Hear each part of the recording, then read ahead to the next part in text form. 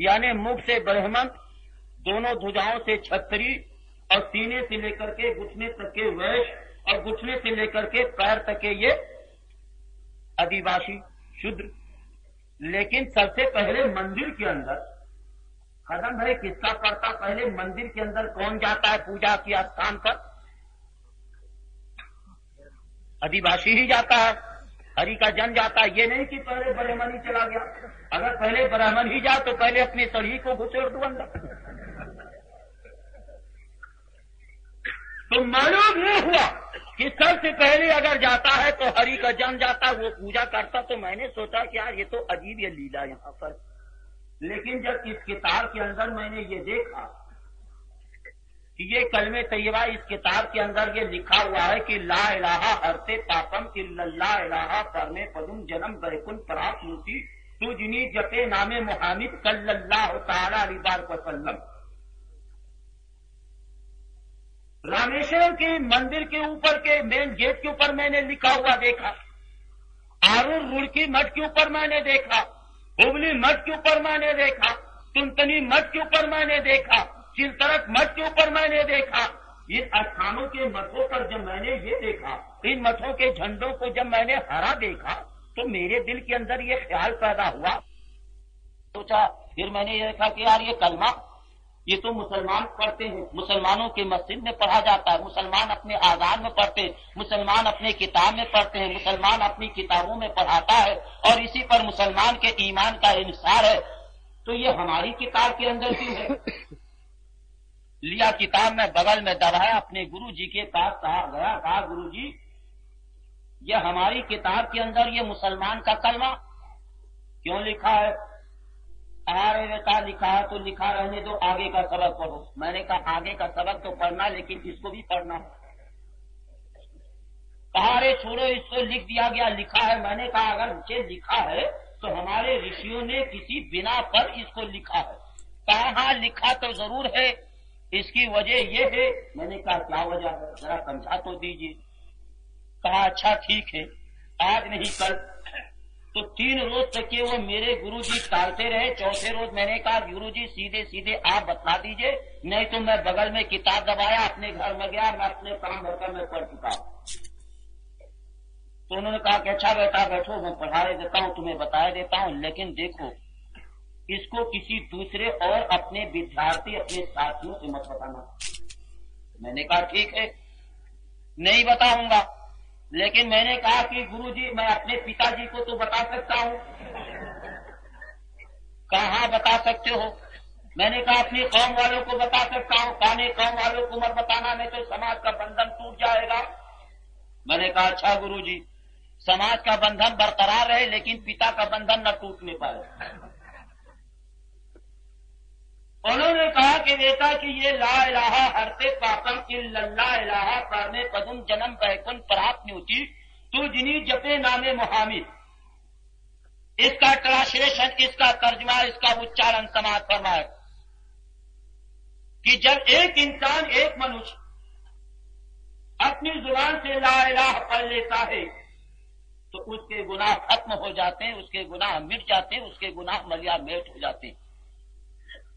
इल्लल्लाह इलाहा परमे पदुम, उसके बाद ईश्वर क्या, जात क्या, संस्थान क्या, परमात्मा क्या, निरंकार क्या, सर्वशक्तिमान क्या, परमात्मा क्या, उसके मर्तबे बुलंद कर दिए जाते हैं, उसे परम पदवी मिलती है।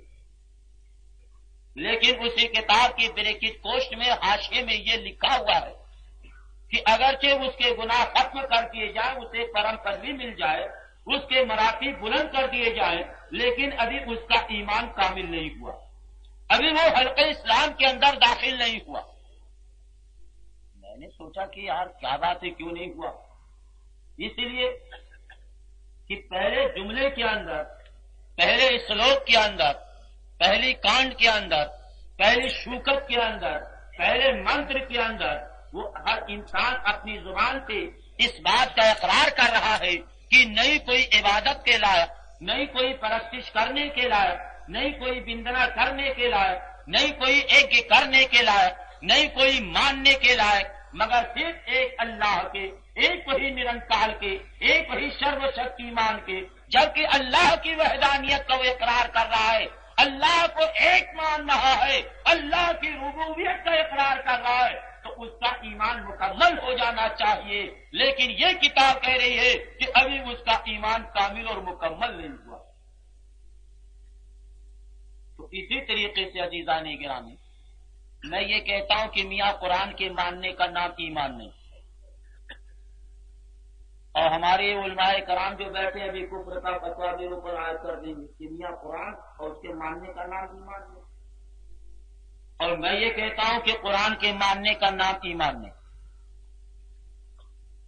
زندگی بھر تم قرآن کو مانتے رہو، زندگی بھر قرآن کو تم پڑھتے رہو، زندگی بھر قرآن کی تلاوت کرتے رہو، تو بھی تمہارا ایمان کامل نہیں.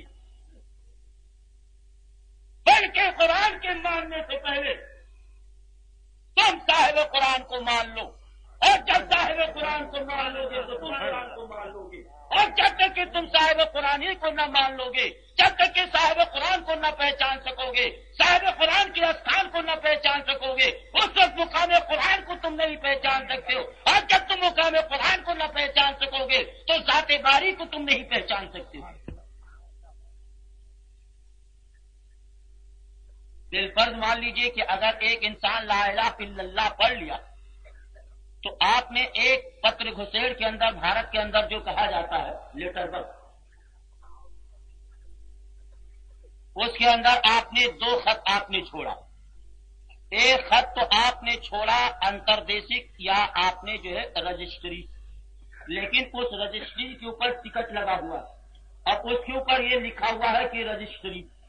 لیکن ایک ایسا بھی خط آپ نے ڈالا کہ جس کے اوپر جو ہے نہ تو ٹکٹ لگا ہوا ہے، لیکن اس کے اوپر جو ہے ڈاک خانے میں جب گیا اور اس نے جب نکالا تو پوسٹ ماسٹر نے اس کے اوپر ایک ایسا مہر لگا دیا کہ وہ مہر بے رنگ کا لگا دیا. کون سا مہر اس نے لگایا؟ بے رنگ کا لگا دیا.